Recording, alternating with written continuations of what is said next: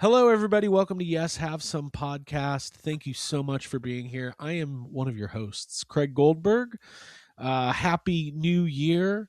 I feel like tonight we'll be finally putting a button on 2025 as we cover our top 5 movies of the year. Always fun to do this episode. Do you want some coffee, Mr. Tully? Do I? Yes, have some. Yes, have some. But it always represents like that time of transition because it's about to be a new year with new things. And also, as of recording this, the Golden Globes are tonight, meaning that we are the precursor to those awards. Yeah, we're the And pre-show. We could have some influence. This is the pre-show. This is live, and Official. everyone is watching. Yeah. But it was a great year for movies. We're going to get into it. We're going to talk about our favorites. And last week we covered, everything that we were looking forward to in 2026. But much like a Cloverfield film, out of nowhere, it was announced by Johnny Knoxville that Jackass 5 is coming this year. I need to redo my list. Jacob, do you have a phone booth, a DeLorean, some sort of time travel device that I could use to go back in time and adjust my list? No. What's done is done. You've done that. Time travel does not exist. And you can here's what we'll do. Okay. Just say Tell it me. now. Say it now. Just say it. Yeah. Abby, where are you on Jackass 5? Is this something that you're intrigued about? Yeah, it definitely strikes a chord with like my probably like 16-year-old, 15-year-old self who loved Johnny Knoxville and like worshipped Jackass in general. So yeah, I'm a fan of antics and pranks and like dick jokes and silly stuff. You do love antics. I always said do. that I was about hanging you. out with our nephews yesterday, and I was like, man, I have a lot of shared interests with them: wrestling, Fortnite.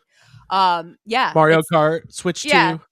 Definitely. Well, growing up, I was always a little bit of a tomboy, still am. So yeah, I love Jackass. I always feel like there's like a sweet thoroughfare throughout the Jackass like group of like they're really good friends, and I find that to be kind of sweet for as goofy and disgusting and gross out as that stuff is. I love it.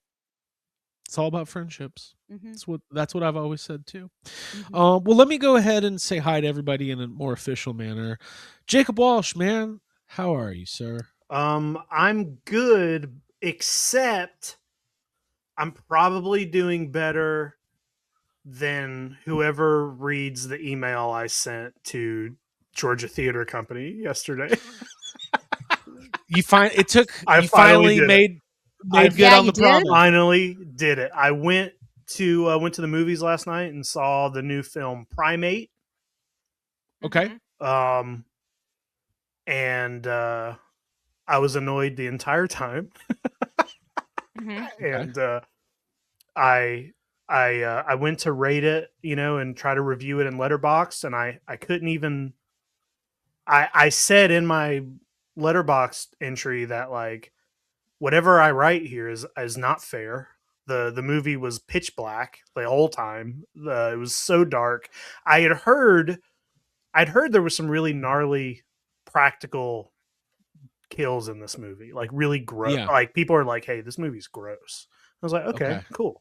So, but Sign then me every kill that happened, like me and Jess were like looking at each other because it was so dark that I could not even tell what was happening. I couldn't even tell what he was doing. I was like, "Oh, I can see that this is probably gross." But it was almost in silhouette. The whole movie was almost in silhouette. So I got home and I finally wrote that letter to the Georgia Theater Company about the problems with their screens. And I'm not like really expecting a reply at all. But part of me is like, maybe they don't know that the Valdosta, I sent it to the company's page. So like maybe they don't know that the Valdosta screens look like complete trash. And maybe nobody's told them. So, but I drafted such a long. I mean, it's been building up inside of me. We've talked about this a lot. Sure. This has been an ongoing subject. I think more than anything, that's a good exercise for you to do, like therapeutically, even if you were to like burn it or release it with a balloon and they never like acknowledge it. It's good for you to get that out. But it bummed me out so much because, like, I mean, first of all, Primate was not, it's not a masterpiece, but um, they went practical with the chimpanzee, and it's a man in a suit. Right. And that is kind of crazy that in 2026 we're doing literal Congo style man in a monkey suit. Right. And I was like, I think this looks really good, but it was so you couldn't even see the face of the chimp most of the time. It was just black. Yeah, I mean, it's actually a problem. Like all joking aside, first of all, I was gonna make a whole joke about you releasing the letter on a balloon, and it goes to Oz, and the letter becomes the new Wizard of Oz. Oh, that'd be cool. And you people make their wishes, and they go through the letter, and then you get them, and then Jacob, you would decide who gets courage, who gets a brain, Right. who gets a heart. Right. Yeah. But I like decided not. imagining Jacob's face, like Oz looking down on people when they come into the theater, like Yeah. giving a speech about respect for the film, no bathroom breaks. I don't want any loud chewing. I don't want anyone leaving. It's just me doing this. Yeah, exactly. Who dares enter the great and powerful Jacob Walsh? Put Yeah. your phone away. I would not. I would like to run a theater with you as security, Jacob. Well, I somebody think that got would be a arrested fun- the other day at Yeah? The New Beverly. At New Beverly. Somebody got Tarantino's arrested. theater. Yeah, it was a video. Oh, what happened? He wouldn't get off his fucking phone. Yeah. And they arrested him. Banned for life. Yeah. Whoa, that's I, hot. Good we, for them. We also had kind of a bad, Saturday night. We saw like the Kids are back in 7:45 school. showing. There was a family in front of me, like an Yeah. entire family, just having open conversation about the movie, the entire movie. And it's like, I hate all of that stuff too. Like, problems with the screen is one thing. Problem with people talking is a whole other thing. And I mentioned that I was like, clearly nobody gives a fuck about these theaters. Like, you guys don't care. You let people do whatever they want. It's literally like the Wild West in some of these movie theaters. And I was like, I cannot wait to move out of Valdosta, Georgia, to be in a place where there's you guys got the plaza. People who go to the plaza care about seeing the movie, and there's not going to be a ton of talking. The screen's not going to look like shit. And there's lots of theaters in Atlanta or anywhere else to choose from. Right, In you're in a Valdosta, city. I have one movie theater. There's no competition.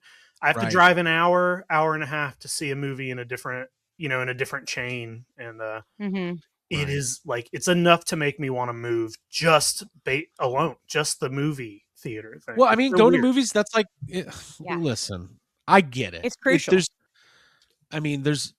such an experience to go to a theater, and it's so important to us. And then when it,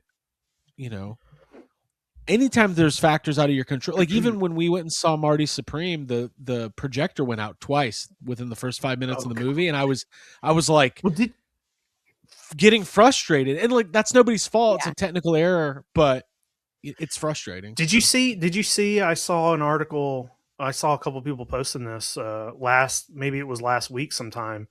Somebody went and saw a movie and they showed up 10 minutes late, and they complained until they literally rewound the movie and made everybody. Yeah, they restarted it and made everybody watch the first 10, 15 minutes. That was almost me, actually, when we went and saw Marty Supreme, because Craig and I situated ourselves. We saw the movie at the Plaza in the theater. I don't think it's called the Mic, but it's the upstairs red room theater that's super tiny. We got up there. We got to the movie an hour early. We got our seats, we got our snacks, and we situated ourselves in a really good spot on the last row in the center. And as the previews went, I was like, yes, this is good. It's a good movie watching crowd. And then once the film started, and you're in the if you've seen the movie, they're in a shoe store and there's some bunch of stuff going on. As that started to happen, I hear two people come up the stairs, because there's a whole stairwell that leads up to that theater, and it's just clunk, clunk, clunk. And then someone reaches and taps Craig on the shoulder, and it's like, can you guys move over? I was just like, God, fuck. Get the fuck. If somebody You're telling me where to move? Talking and I'm missing the fucking fingering scene from Marty Supreme. I was so mad. There's like a good opening, Jacob. And it's like, I won't go into it, but you know what? It matters. Every Sure. scene in a movie is put there intentionally. Yeah. So when you miss Well- something, you want to be like, oh, Dude, if some random person started talking to me in the middle of a movie theater experience, I cannot imagine the face I would make. Like the contortion of my face would Well, be. Craig It would actually be. told It me would to switch turn. seats It with would. What's that? it didn't Craig stop was there. like, do you want to switch seats with me? Because my body language, I was like, I suddenly was sitting like, No, this, hold like- on. Let me color. Listen, I know we sound curmudgeon-y, but guess what? We are. Mhm. Well, you don't talk in a movie theater. First of I'm all, not a they curmudgeon for thinking you tap- shouldn't talk in a movie theater. They tap so we I'm can an move over. appreciator of film. It's a small theater. There's only like 5 rows, whatever. So Mhm. we move over, but because when we move over, now Abby's behind a very tall person, and it's a flat, so this guy's head's like right in her way, and I could see that because Abby sometimes, not always, you will wear your opinion about the No, world I always do. Yeah, on it's your just I don't face. keep it hidden. So and now Abby's next to the girl who talked to us, and I look at Abby and I could see the guys in front. I was like, "Hey, do you want to switch?" And Abby's like, "Fine." So me and Abby switch, and then the girl who Abby was next to, I could tell by her body language, she was like, "Oh, like, what did I do to you? Like, why? Like now she is so insecure about asking us to move, and then." Throughout the movie, she dropped her phone. She's looking around for it. She dropped her candies, M&Ms. See, you're not even safe at the plaza. You know what I It's mean? too You're not much. even safe at the plaza. And like, I know people who are listening are going to be like, well, don't go to the movie theater. Watch a movie at No. home. Yeah. That's a whole other Yeah. thing. Like, no, Yeah. you can't take it from me. Like, I want to see it on the biggest, loudest screen as possible. And that's not my house. There you go. Stop I know I have talking in a movie theater.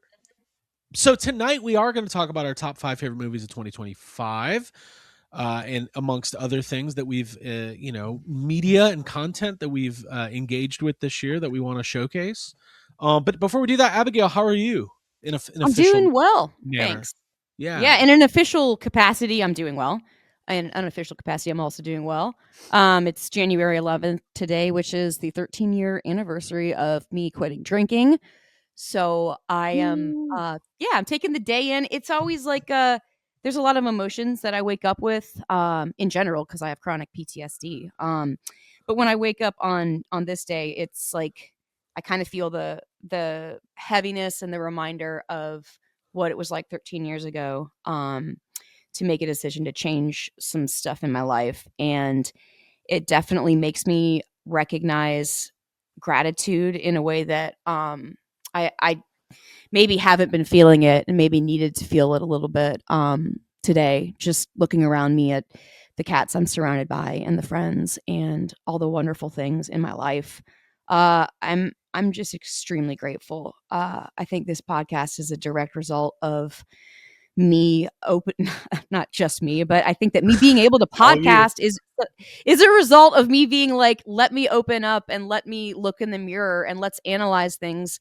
Let's talk about the things that we love and keep chasing them, because that is what I replaced drinking with. So for me, it's a special day, and I'm just happy to be podcasting. I'm happy to talk Yeah. about movies with y'all. Congrats, dude. Movies are life. Yeah. Hey, you know what's awesome too is for our audio listeners, you're wearing a very cool Batman Forever mid-90s racing hat, like Yeah, Bill with Elliott with the McDonald's logo. The McDonald's logo. NASCAR hat, dude. It's so loud.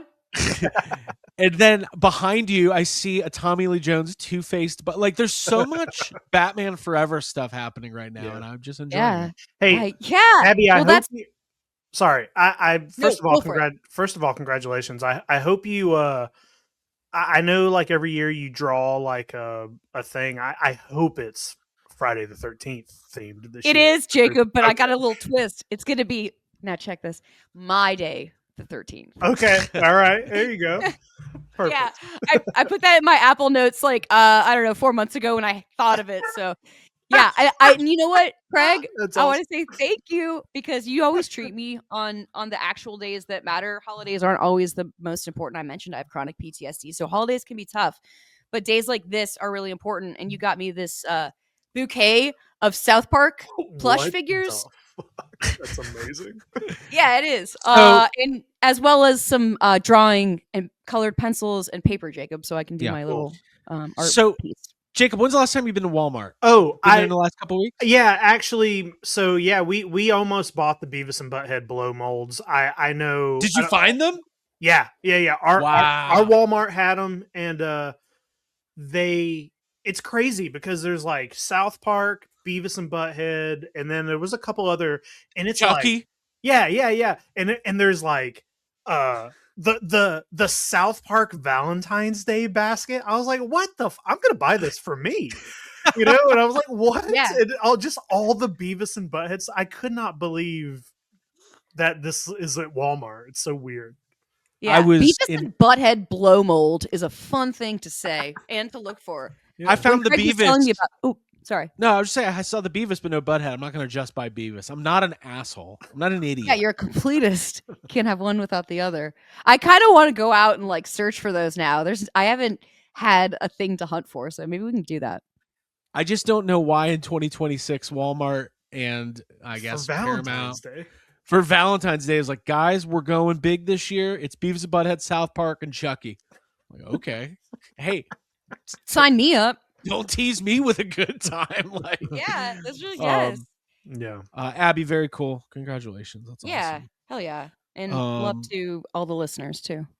Yeah, That's dude. important. I think it's hey man, it's an important part of who you are. It's a part of our origin story as we move into our 10th anniversary of Yes Have Some podcast. We will be kind of doing a more official recognition of that next month, when I think beginning of February is the actual anniversary, so we'll be celebrating it.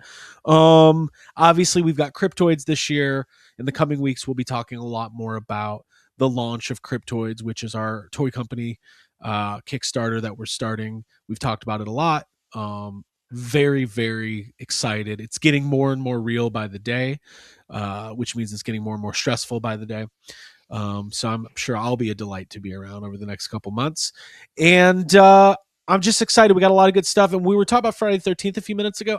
I don't know if we're going to be able to legally do this. Maybe it'll have to be a Patreon thing. I think this is the year we finally do a live script reading of Hellbent, the Dan Aykroyd Ghostbusters 3 script. We'll call it YHS Takes Manhattan, and we'll just do it for charity or something. I don't know. Okay, sure. Okay. Yeah, no, I think that sounds fun. I just Don't don't hold me like to the that. title.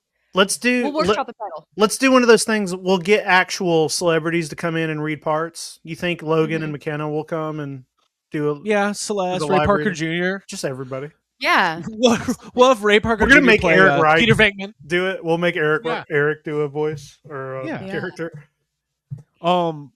We got a fun year coming up, so stay tuned to our social media channels at YHS Podcast on Instagram and Twitter and all that, and obviously subscribe on YouTube, because we got a lot of fun stuff coming up. We're always planning new things and projects. Toy Fair is probably our next thing, right? Are we Yeah. doing Toy Fair? Yeah, Toy Fair next month. I think it's Valentine's Day weekend, so I think we should all dress up as Oh, Beavis and Valentine's. Butthead. For some reason, I thought it was at the end of the month.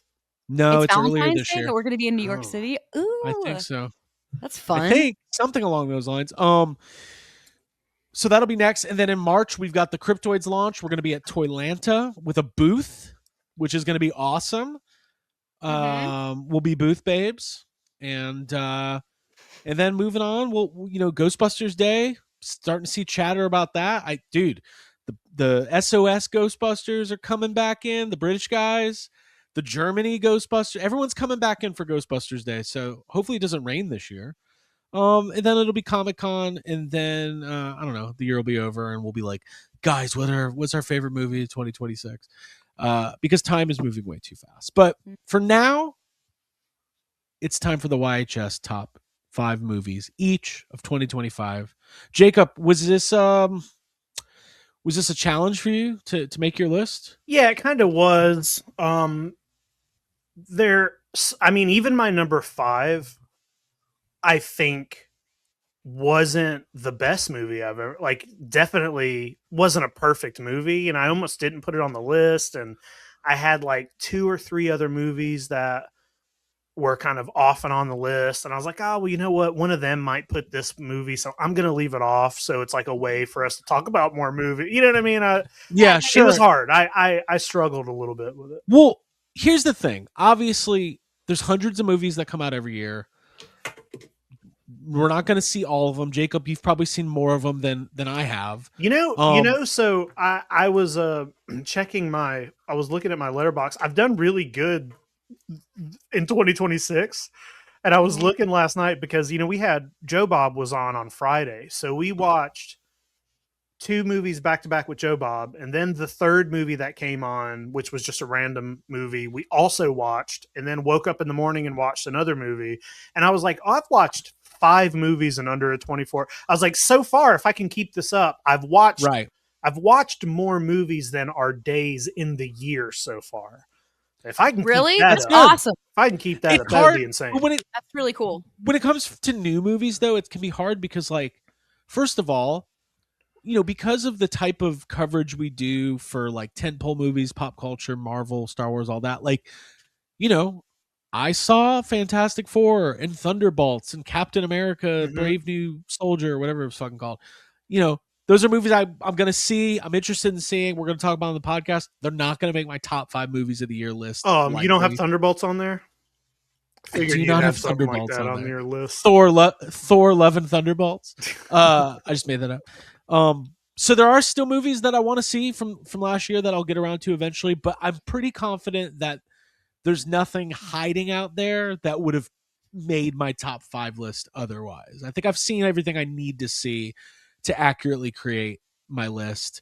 Now I know there's probably like 40 Sundance movies that are all the actual great movies, but cut me some slack. Abby, how about you? What was making your list? Was I it mean, tough? I went with my personal favorites, and this has been a lot of labor and stress for me thinking about what my top 5 is. Like, I've had probably like 8 or 10 movies in an Apple Note that I've been sure are going to be on the list, but like, I have had so much anxiety trying to an indecision trying to figure out which movies are my favorite and which to include, which I think that's always the way that it is when we do this episode. So I'm Sure. happy to say that. And it also means that there's honestly an abundance of movies this past year in 2025 for me to love. So looking at it like that way, like there's just more stuff that I really enjoy, and there's some stuff that won't be on my top 5 but we'll mention anyway. It means there's Yeah, been a lot of good stuff. Yeah. What I kind of did was, it was so hard. So what I did was I thought I wrote a list of probably 8 or 10 movies, right? And then I thought, okay, right now, today in 2026, which of these movies, if I say what movies came out last year, what movies am I thinking about the most? You know what I Yeah. mean? Like, Yeah. what movies do I think of immediately when I think of like what's the best stuff? And that's what I wrote down. So like like my number 5 on here, I watched it very recently. Okay. Maybe that's partly why it's on my list. You know what I mean? But Mhm. like, there are 2 or 3 movies that when I think of 2025, it's just like they're immediately in my head. And that Yeah. I was like, well, those are going on there. For sure. Well, let's get into it then. So we all have a top 5 list. I'm sure there's going to be some crossover. We'll keep it fairly loose. We'll talk about them as we go. But I want everyone to, be able to kind of chime in and get their, get their opinions out there. And then as always, like as we go through this, leave us a comment. Let us know what you think. Do you agree? Do you disagree? Is there something we missed? Because we always like I'm sure recommendations there is. as well. Yeah, Yeah. give us your top 5s too. It's a great exercise, I think, to go through and Mm-hmm. really kind of weigh what makes you happy about a movie and then rank them. Jacob, do you want to kick us off? I can. Yeah. So like I said, this is a movie I watched last week, but I have been wanting, it's been on my list all year. This is a movie that I was really heavily anticipating, and it did not play in my theaters. But it's finally online streaming, and it's The Life of Chuck. Oh wow, okay. And listen, I don't think it's a perfect movie. There's some issues with it here and there, and it's not my my top movie by Mike Flanagan, but I think like first of all, it is a very good movie, and it is more if you haven't read The Life of Chuck or if you don't know anything about it, it is more it's Stephen King. It's based on Stephen King, but it is more on the like Green Mile or Shawshank side of things. It's a touchy like you'll probably cry at least Mhm. once. But the thing is like there were some really Long Walk came out this year, and that was a highly anticipated movie for me. And even Mhm. though a lot of people really love it, they fumbled the ending, and that for me, I wasn't able to get over the changing of the ending. Some people don't care, and that's perfectly fine. I hated the ending of The Long Walk so much; it just bummed me out. And then The Running Man came out, did the exact same thing. Like pretty good movie, fumbled the ending. And then we have uh the Pennywise show, which has like it's literally using the book to wipe its butt with. It's just like and it's just like that kind of stuff kind of annoy it, that's not what I want out of an adaptation. I want it to be Mhm. faithful. So The Life of Chuck came out, and it's pretty perfectly faithful to the book, and it's a lot of fun. So I put that as number 5. It might not be on my list if I made this list 6 months from now. I'm not sure, Yeah. but I had a lot of Yeah. back and forth with this movie and like 2 other movies for my number Okay. 5. For those who don't know, this is a Mike Flanagan directed adaptation of Stephen King. Tom Hiddleston, Mark Hamill's in it. Yeah, Haven't seen it Hey, yet. and Mark Hamill is like amazing. Like Mark Is Hamill's he? amazing in it. Mm. Yeah, Yeah. and then also every person from Mike Flanagan's From the other Flanagan movies, verse. Yeah, the Flanagan fold. they're literally all in it. Nice. Cool. Raul Coley and Uh huh. Kate Siegel and Yep. all them. Yeah, Yeah. they're Well, all. Mhm. we'll have to watch that. I've never, obviously Stephen King's not as much as my wheelhouse as you guys. But Jacob, you had expressed that you were saying that there was people that you thought would have gravitated towards it more and they weren't including it, and Well, that was making you a little nervous, yeah. or And I even like went back. So I love the. I'm just gonna call them out. I love the Losers Club, and I listen to their podcast a lot. And they did. I just noticed they weren't talking about Life of Chuck in episodes very much, and they Mhm. did a like top a top, I don't know, 15 or top 10 Stephen King movies of the last 25 years or something. And like none of them had, I was like, oh, none of them have even mentioned life. It's not on their list at all. So I'm like, interesting. maybe it's really bad. And then I went back and I listened to their review of the movie, and they had a smaller panel for the Life of Chuck movie. They didn't Mhm. hate it, but they were like, they didn't love it. You know what I mean? So Okay. I thought everything they said about it was pretty fair. Okay. Mhm. But they also all really loved Long Walk. You know what I mean? So like they Oh don't yeah. they don't care about the changes in the Long Walk ending, and I mean, I need to give that movie a second listen, watch. But God, it Yeah. I'm kills me. far enough removed from the Long Walk to confidently say I don't care about that. I will never watch that again. It just didn't Wasn't for you. wasn't for me. Abigail, Yeah. I number will 5. forever be grateful for the Long Walk panel that you and I attended. That was an Jacob. amazing. That was an Yep. amazing. What my thoughts on the Mhm. movie don't matter based on like that was such a great experience. Yeah, that was so, like transcendental, Yeah. extremely awesome. So yeah, okay, cool. And also just to add, I haven't seen The Life of Chuck. I'm going to add that to my list It's of things to on watch. Hulu, I think. It's streaming Hulu or So we Disney got Disney Plus or Plus. Yeah. both. Yeah. All right. And I saw, isn't Karen Gillan? Wasn't she in that film? Karen Gillan is in it. She's great in it. Yeah, I saw her posting about it. So yeah, I got to add that to my list. But for me personally, as I was narrowing these movies down and I was thinking about my number 5 slot, I had to go with a comedy that came out this year that will probably be on some other lists, maybe Craig's list. What are you doing It's a over here? black comedy, a dark comedy. That is directed by Andrew DeYoung, called Friendship. And that movie is Tim Robinson's obviously the star of that. Paul Rudd's in it. Jack Dylan Grazer, and then Kate Marin, I believe is her name. Yeah.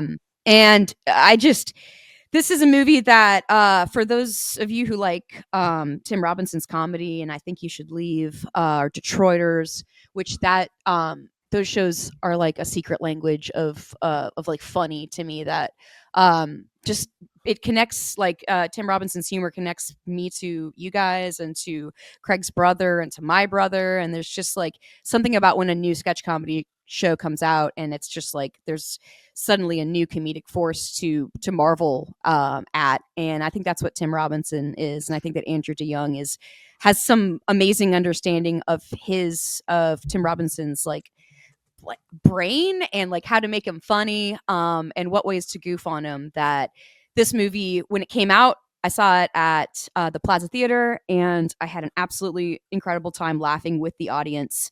The subway scene is something that I can play over and over in my head, especially when I'm sad.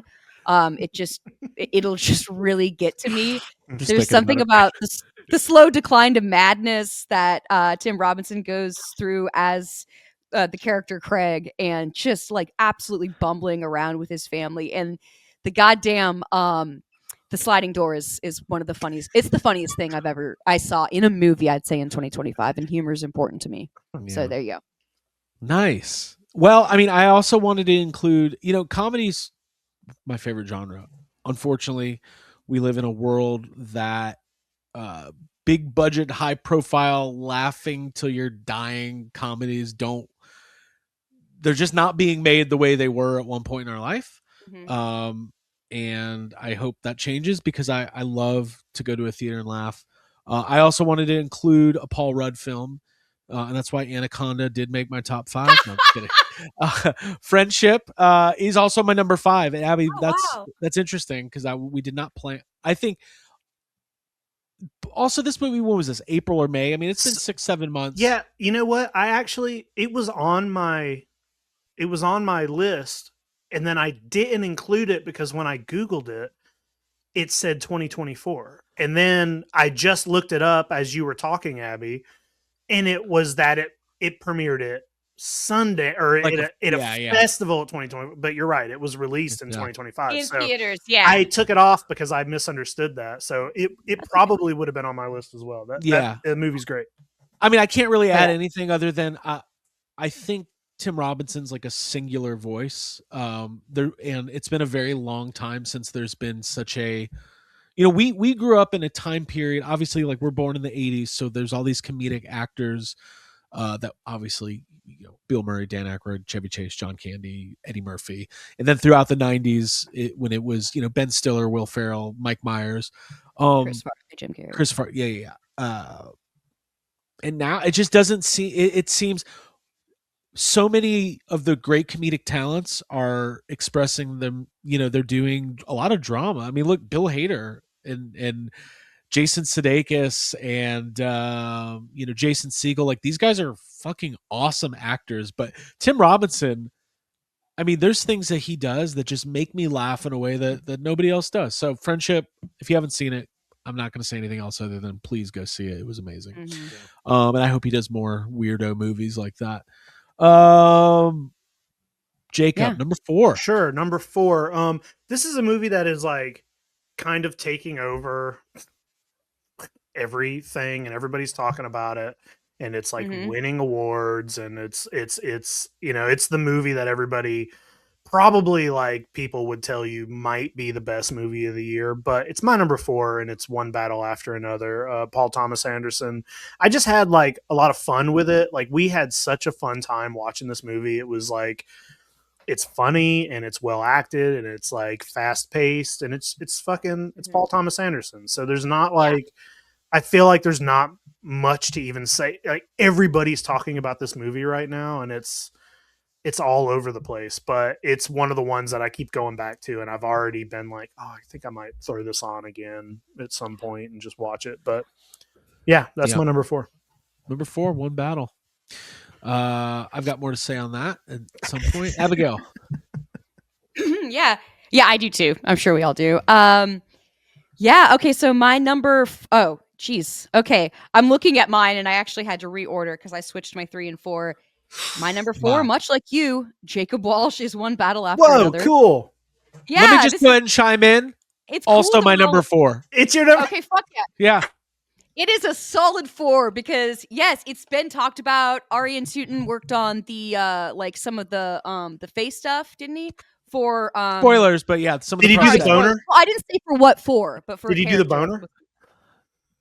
Not in I don't this. know. That was the last movie, Oh, Wait, what? The okay. Frozen Empire. He did the boner The, though. remember the Yeah. big boner scene? Yeah. With Slimer. Yeah. So I, I love this. I loved boner. this movie. I saw it late. I wish the first sentence out of my mouth after I watched it was, "God damn it! I wish I'd seen this in the movie theater Same. because it would have been, yeah, it was the right way to do it." But you know what? Life happens. You get busy, and sometimes you miss movies. And so yeah, Craig and I watched that here at the house.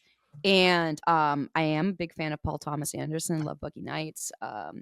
Just I like the comedy and the action and the great music, and there's just a good feel. So I don't think I can add anything besides what you guys have already said.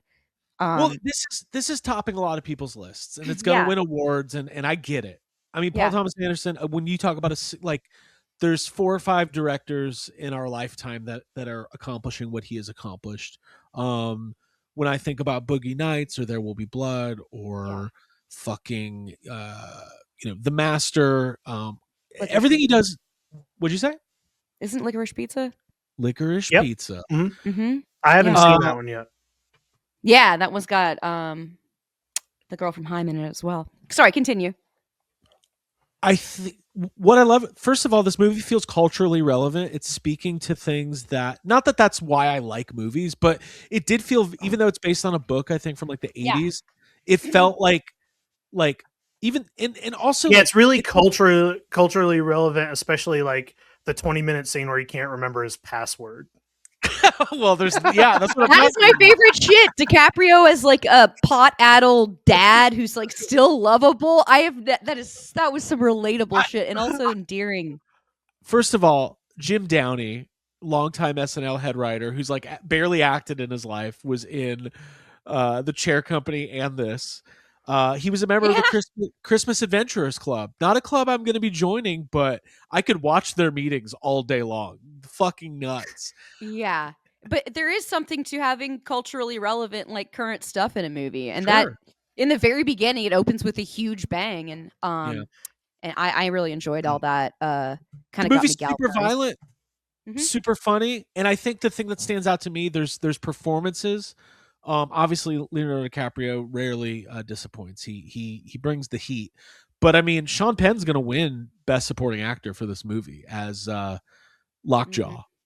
And listen, I like Sean Penn. I've seen a lot of Sean Penn movies. Spicoli. We love Sean Penn. This blew me away. I was like, this is another level of bringing a character to life. It's You an know, incredibly constructed villain. Because he knew, Sean Penn was like thinking about There Will Be Blood, and he was like, well, I have to one up Daniel Day-Lewis. He literally sat somewhere and he was like, I got to do a voice. I got to be weird. Hey, speaking of, what's his name? You said Jim Downey. Is that his name? Yeah. He's also in There Will Be Blood. He must be a friend. Is he really? Okay, gotcha. Yeah. Okay. He's the guy who sells him.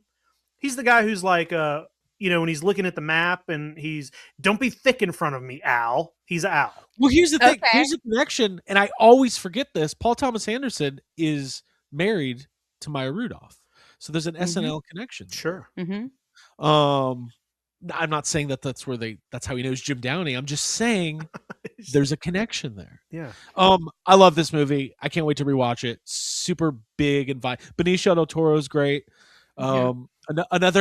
Another great actor from The Last Jedi who contributed nothing to that movie of meaning. Dude, on paper, I'm like, dude, Laura Dern, Benicio del Toro, this is gonna be great. Wyatt just still upset. Still upset after all these years. Yeah. Just a fun movie, and Paul Thomas Anderson rules, and he'll what a make ride. more. He'll, unlike some directors, he's not pretending to quit anytime soon. He's gonna just keep making great films. Okay, number 3, Mr. Walsh. Is it me? It's your turn. Cool. Number 3 is a movie that I saw in the theater, cried through, and then I went home and literally put it on again on Netflix and like just Mhm. watched it again. And it's Guillermo del Toro's Frankenstein. I loved this movie. I love this genre. I love everything Guillermo del Toro does, and I love how he makes you like fall in love with the monsters and feel for them. And this is one of the it's such a strange adaptation where it's like at times it's very accurate to the book, at times it's not, and I just do not give a fuck about something like Frankenstein that's been adapted many times. So it's like I don't care. Right. I don't care if it's not exactly like the book. And fucking Mia Goth and and Jacob Elordi just like fucking it up. It was awesome. Frankenstein was so good. I'm so glad I was able to see it in the theater. I wasn't sure if I was going to be able to because, it got a very, very limited release and I wasn't even sure it was going to be in our theater. But I'm so glad because it's beautiful. The movie is beautiful to look at. And yeah, it's my number 3. Hell yeah. Hell Love yeah. that. All right. Who's up next? You are. You are. Me? Yep. All right, cool. My number 3 is not Frankenstein, although we may talk about it later.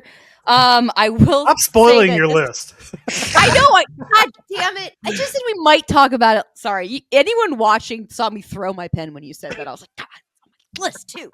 Well, it's not a competition who can invent a new list. Yeah, I know. You're right. It actually is proof that we're all cut from the same cloth and have similar taste. Yeah, I figured it was going to be a lot of the same stuff.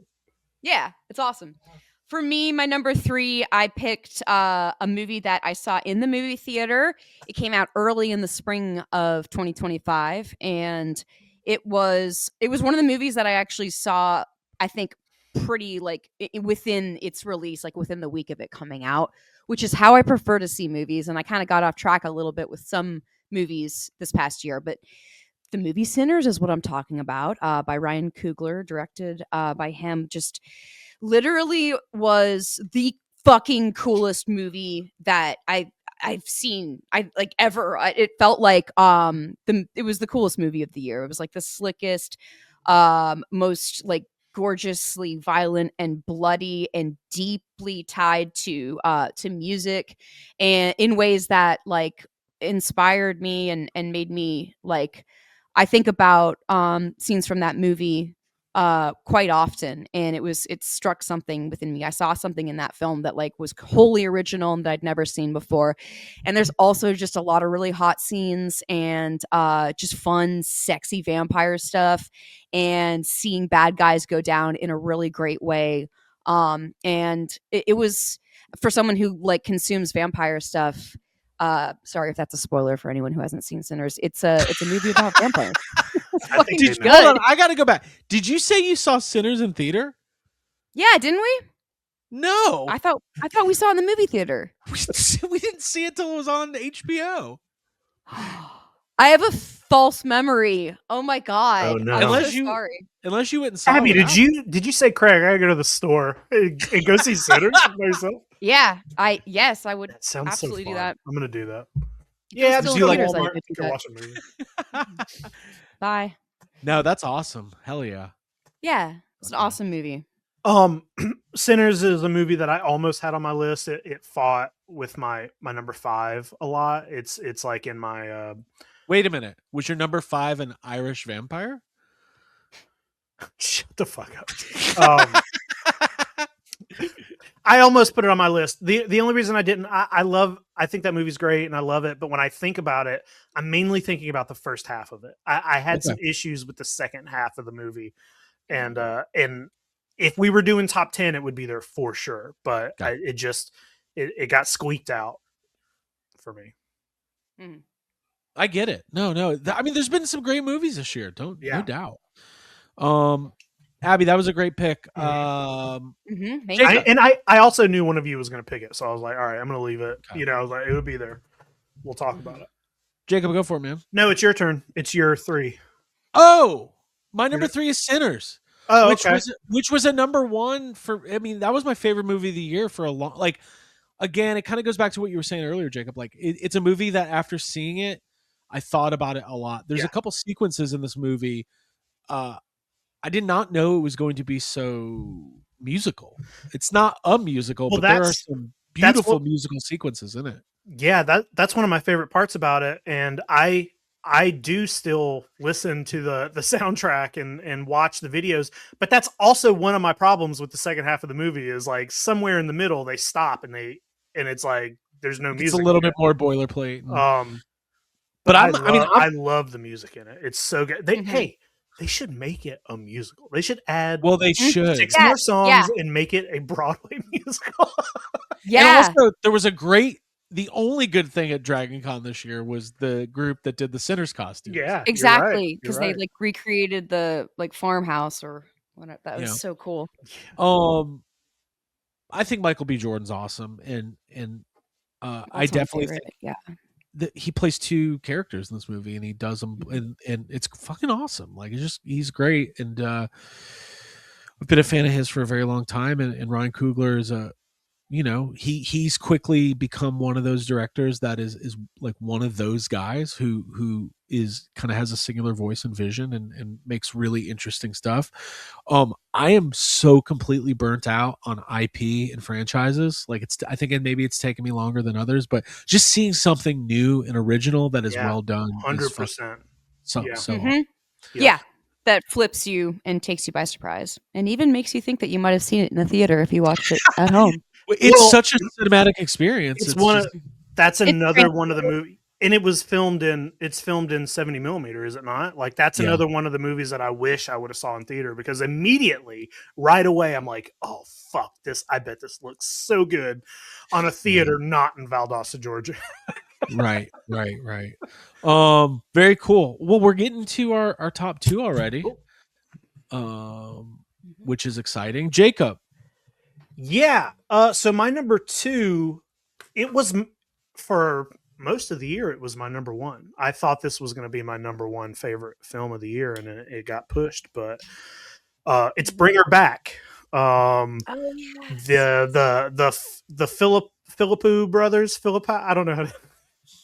The I'm not sure. Philip, The the brothers. Australian YouTubers, The brothers. from YouTube. Yeah. From I YouTube. I love this movie. It is so bleak and it's so dark and it's like it's scary on like a kind of a different level, and it's just so it makes you feel awful. And I really love Sally Hawkins, and she's the villain of this, but they like do a really good job of making her like sad, and you feel bad for her, and in the end you feel really sad for her. And she's terrifying and she's awful, and I just love this movie. I've only seen it once, and it's like it makes me feel sort of like how like Hereditary was when it came out, where you're just like, whoa, that was awesome. I don't know if I can watch it again for a long time. Yeah, I kind of feel like that for this. This is not a movie I'm like putting on. There's not a lot of fun in this movie, but I just loved how dark and bleak, and it's like a horror movie on kind of a different level than some other horror movies. It really makes you just feel icky, and I like that. I think about this movie a lot. This is one of the movies I've thought of more than anything else this year, is coming back to this. If you haven't seen it, I think Hereditary is a good comp. It's right. It's in that, like, to me, it just makes you want to cry. Like it's the an whole evil, plot, unnatural movie about grief and how Exactly. people improperly heal from or don't heal from grief and hold on to things, and then it becomes bastardized and fucked up. Yeah. Yep. And that's my number two. Fuck, I gotta watch. Man, Hereditary is literally the only movie I've ever seen that induced a legitimate panic attack while watching it. And by the way, and I love Cloverfield. That's not what that movie's called. Wait, what? Huh? Midsummer? Midsummer. Where did I come up with Cloverfield? Yeah, same director. Hey, by the way, I do love Cloverfield. That's so No lies were told. That's so But I was thinking of Midsummer. nothing to do. Midsummer is a completely different viewing experience than Hereditary. Have you only seen Hereditary once? Just the one time, yeah. Mm-hmm. I've probably seen it 4 times. Yeah. Yeah. It's crazy. But anyways, okay, so that was your number 2, Jacob? Yeah, my number 2. Abigail, number 2. Yeah. Number 2, if you're someone who's been watching this channel over the past year, then you know I was shouting about this movie, breaking stuff in the theater because it was affecting me so deeply. And that movie is Zach Kreger's Weapons. Um, it should I'm not gonna say it should have been my number 1, but it did sit comfortably at number 1, unopposed for a long time. Um, it was a movie that was so visceral and so full of quiet terror and like showing like kind of reading in between the lines of what's reality and like the for me at least I felt like the movie was about the ramifications of like child abuse and growing up in a home with neglect or abuse of any kind because there was just it was that was what I took from it. On the surface, though, anyone watching it is like, "Oh, this is a fucking crazy witch movie," which I'm also into. I love witch hunt stuff. Crucible, I'm into all of it. So for me, watching Julia Garner in the role that she was in as like the lead and the protagonist, who's going through like opposition and fear and people pointing fingers at her while she herself is a good person in difficult circumstances. I love that stuff. I don't like cookie cutter characters that are just like moral and good all the time. It's like I want someone that is conflicted. And I really love that idea of someone like her as a teacher. Like at the end of the movie, like the kids are free, she's okay, the witch is dead, and I fucking love that. So that was an awesome movie. This is yeah, everything you said is 100%. This is another movie that was almost on my list. It came off my list. I put it back on. You know what? Right now, I'm going to take off Life of Chuck and I'm going to put this back as my number 5. Weapons is back. Wow. Weapons Yes! is very good. It is so fun and really fucked up, and it's like fun to kind of you're like putting together this puzzle the whole time, and there's these weird allusions to, you know, the original 1990 version of it, and just like all kinds of weird shit is going on, and it's got one of the best third acts in movies this year. The ending of her like with the children following her is first of all, it's so fun and it's funny. Triumphant. It's really funny, but then also it's gross and you know, it's like what the It's fuck cool. is Like it was great. Weapons is great. You know, Yep. Fuck yeah. Probably the second best usage of an evil villain needing kids this year, with Vecna being number 1. You got to have those kids to like do your plot. Hey, Yeah, they're batteries. They charge everything up. when's that secret episode coming out? That really worked out for them. Huh? Conformity Gate. Hey, just from a sales point of view, wouldn't it be better to say that Conformity Gate's going to happen in 2028 or better yet, 2029? Nah, dude. Stranger Things fans are so dumb that they come up with a really fun deep dive theory, but they give themselves one day. Like What? so many people like you just said Stranger Things fans are so dumb. You know They what I mean? are. Yeah, Listen, dude. Everybody gave loves themselves Stranger. You one- love Yeah, that's Stranger- everyone in the You world. just Time out. rewatched. You They are a gave Stranger Things fan. Time. Yeah, dog. First of all, I did enjoy most of Stranger Things. I'm talking about the fan base that came up with this incredibly intricate deep dive fan theory about a secret episode and gave themselves exactly 48 hours to wait for the payoff. It reminded me of, remember the Hale Zorp people on The Reasonableists? on Parks and Rec? Yeah, the Reasonableists. Where they're like, oh, we got it wrong. Like they're gonna have to keep pushing back and forth. Now they're saying it's gonna be later this year is the secret episode. Well, so. it's the same thing with the Rapture. They keep doing the Rapture. Yeah. Craig, listen. I don't think it's the Stranger Things fans being dumb. What it is bad writing and writing a really weird, bad. We're not going to get into a super long Stranger Things. We should do a full episode dive. But I think the I finale. would do that. I think the finale and almost the whole last season was pretty bad. I know a lot of people like it. Perfectly fine. I thought it was pretty awful.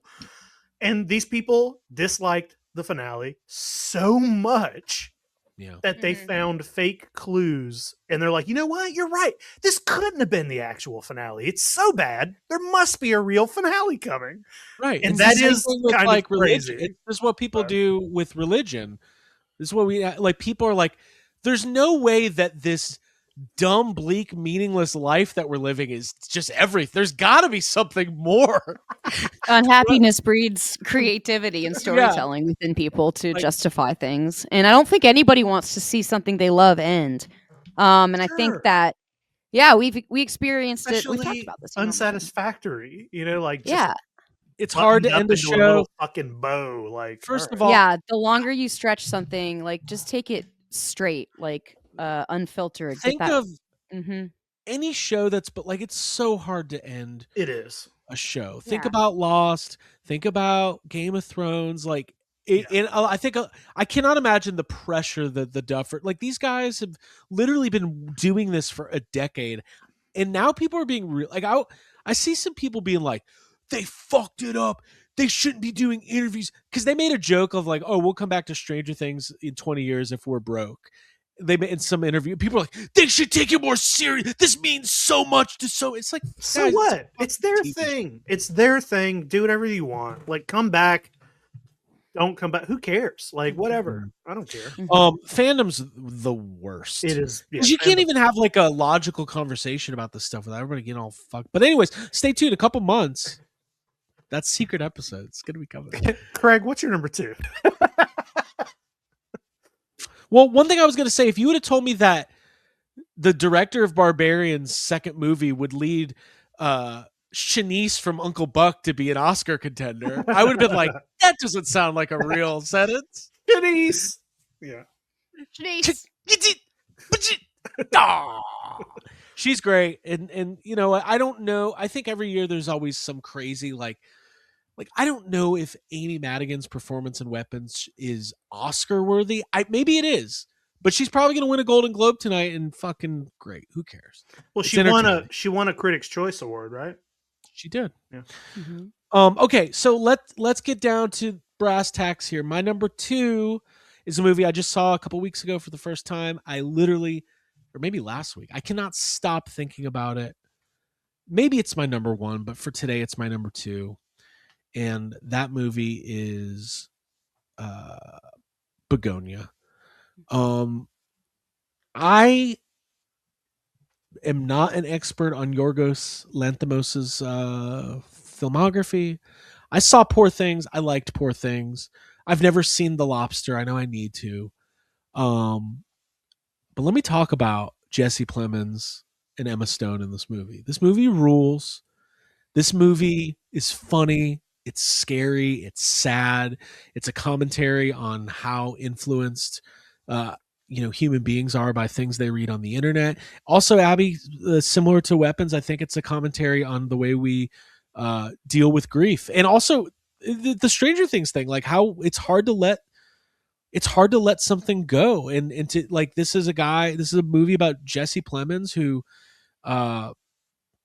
is dealing honestly with the death of he does not live a good life, and he's dealing with the death of his mother, and it manifests in a very fucking crazy way. If you don't know what the plot of this movie is, it's these two guys who kidnap the CEO of this tech company. They are convinced she is an alien, which is ridiculous, and they hold her hostage, and the movie goes from there. It's really well written, great dialogue. Emma Stone is every year just making some of the most interesting choices for an actor. These are risky parts. Like, she's not like there's plenty of actresses who are taking, not these types of roles. But she is consistently year after year making some of the coolest movies. So I loved Begonia. Can't stop thinking about it. And it's my number 2. And if you haven't seen it, go see it. I don't want to say anything else. I don't want to spoil anything. But Yeah. it was definitely my number 2. Wow. Cool. Hell yeah. Yeah. Yeah. Was that? Beautiful. Were you guys surprised that was my number 2? No, I wasn't. That was a contender, and I'll be on. It was an honorable mention for me. So I've got feelings and thoughts about it. It's not on your list? It's actually not. No. Oh my God. I'm shocked. Yeah. Okay. Yeah. Well, I've said everyone but my number 1. So sorry. I guess I'm spoiling things. My bad. No, it's okay. Hmm. Um, I loved Begonia. I think that taking challenging, unattractive, kind of humiliating, painful, like physical roles like Emma Stone does is, I think it's awesome. Jesse Plemons is terrifying in that movie, and I feel like it's the fully realized version. Jesse Plemons was on the show called Friday Night Lights, and there was a really bad storyline where he like murdered a guy, and they just like left it hanging. But I feel like that episode was like his like audition for this movie. Like you yeah. can see how insane that shit is. So I really loved Begonia, and but it didn't quite make my list. Yeah. And the last thing I'll say about Emma Stone is if you've not watched The Curse with her and Nathan Fielder from a couple years Yeah. ago, fucking awesome. Go watch Mhm. it. Mhm. All right, Jacob, we're down to the brass tacks here. Number one. Number one, holy shit. Dun, dun, dun, Yeah. dun. Well, my number one is Begonia. Okay, Nice. there you go. It's Hell yeah. yeah, I mean, Craig, everything you said. This movie's great. I think about it a lot. There's this through line part of the plot is Jesse Plemons' character is a beekeeper, and he's really upset about the plight of the bees and the bees going away. And there's a lot of like, well, if the bees die, the planet will die or whatever. Mhm. And then in the end, the bees make a comeback. You know what I mean? And it's like that's the kind of stuff I like. And the plot, like you said, it's really crazy. And I'm usually not one for. I usually don't like movies where like conspiracy theory people are like the main. I just don't like that because like a lot of these conspiracy theories are harmful and they make people stupid and I don't love like in some movies it's like a big thing to make the conspiracy theorist right, and that I'm like Right. I don't like that legitimate, like that gives them too Unless much. it's a toy company. Yeah. Actually, Godzilla. with cryptoids, Well, Yeah. that's completely different. But this movie works. I like it. It's got some shocking stuff in it. It's really weird, and like you said, Yorgos makes really great films. He's known for that. Poor Things was great. Some of his earlier films are really awesome movies. You should check out his filmography. But yeah, Begonia was like it was kind of It was a shocking movie, and I was really happy to see it. I just can't stop thinking about it. There's a lot of weird stuff going on, and I love it. And then it was shot in Atlanta, and Yeah, that was my favorite thing. I was like, that was my old city trends on my old Piggly Wiggly, like on Moreland Avenue. I used to take my neighbor shopping there. everybody's I loved great. it. And also, no, go ahead, go Abby. ahead. No, you go ahead. Just gonna say that it had that Twilight Zone surprise factor that so few things have, where you're like, wait a minute, yes, I thought I had this whole thing figured out, and then you're like, fuck, That's this the- all turned like 100%. Yeah. Twilight Zone is 100%. And then like Ari Aster produced it, so it's like it's gonna be odd. And apparently it's like a remake of a Korean film, which I have not seen yet. Yes. But I got that on my list, and nice. it's good. Yeah, I just thought it was cool. I thought film. when there's movies that are that captivating, and a lot of the movie, it's just three people. It's just pretty much. And a lot of it's just dialogue between, because the one actor doesn't say much, but every time he acts is fucking great. But a lot of it's just these dialogues between Jesse Plemons and Emma Stone, and Don. Also, and Don, and like because like Emma Stone is playing like this girl boss, time person of the year, like leader of a tech company. Like this is a world I'm pretty familiar with, and like just the stuff about like, hey, we're turning a new leaf here. You don't have to work past 5:30. You can go home unless you have work to do. I mean, don't stop working, but we want you to have a life at home. But seriously, don't stop working. Yeah, but then also like all that stuff has double meanings, which like Yes. you get to the end of the movie and like there's a reason she's telling people to go home at Yes. 5:30, and it kind of like comes out later in the movie. So it's I usually don't mind spoiling these movies because we're talking about, but this movie is kind of freshly out. Yes. And it's like you should it's on you should just go Peacock. see it. Yeah. It does that beautiful thing where, like you're saying, Craig, it is familiar of your own life and environment and people and experiences that you've had. And it feels comfortable, but then right as you get comfortable, it shakes things up. And I love that. And it's got Alicia Silverstone in it. It does. Yeah. It does. And any movie that has bees, My Girl, this one. There's some great songs too. Movies with bees, it's not going to all the end well. flowers going. Hey, it's not going to end well. The Monkey. My Girl, Begonia, Bees. That Jerry Seinfeld bee movie, Mm. a bee Mhm. movie. Dane Cook used to say "fuck bees" in his stand-up. Oh, Didn't end really? well. It didn't end well Didn't for end him. well for- Yep. I can't believe I just brought a Dane Cook reference up. All right, Abigail, number one. Well, if I haven't discredited myself, I will say my number one is something that earlier in this episode I threw a pen about because Jacob put it on his list as Mhm. well. It's very obvious. I loved Frankenstein. I didn't see it in the movie theater. Definitely regret that. But it was a movie that I watched twice in 24 hours. I Guillermo del Toro has had my heart several years actually. The Shape of Water was my favorite movie the year that it came out. Pan's Labyrinth was one that I went and saw twice in the movie theater. Took my brother to go see. I just there's a level of like mystique and magic and fantasy and the blending of the beautiful and the grotesque that Guillermo del Toro does in such a powerful way that I just am like lapping it up. I love a tortured, tragic figure that goes through like a growth process and a reclaiming process. I absolutely loved Mary Shelley's book. I read that a couple of years ago. And my favorite stuff in that book was when Frankenstein is going through his like a self-awareness and learning process and observing humanity and seeing what makes people good and what war is and what politics and religion and like all these different things that have been that have affected and made people cruel. And when he sees that the cruelty comes from the other people, and when you realize like the monster is the protagonist and you feel for him, like watching a Lordy perform as he does, and Mia Goth as just like the ever gorgeous angelic presence that she is, and Oscar Isaac going through his tormented obsession with bringing something to life and like the playing God of it all.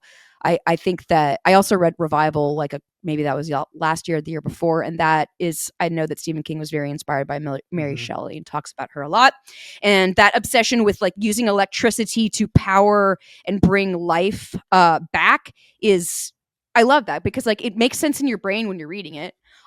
So being able to see the big laboratory scene in that movie and seeing the set pieces, like staying faithful to the story, and like it was the stuff that I had in my head, the scope and the mystique of when I read it to see it on screen. I was like, okay, cool. Del Toro is the dude to do this. This is a book that I love. The cast is incredible. It was like a romance for me. Like I fell deeply and hardly for this movie. And I think about it all the time, and I want to just keep talking about it. But our episode's almost over, so there you go.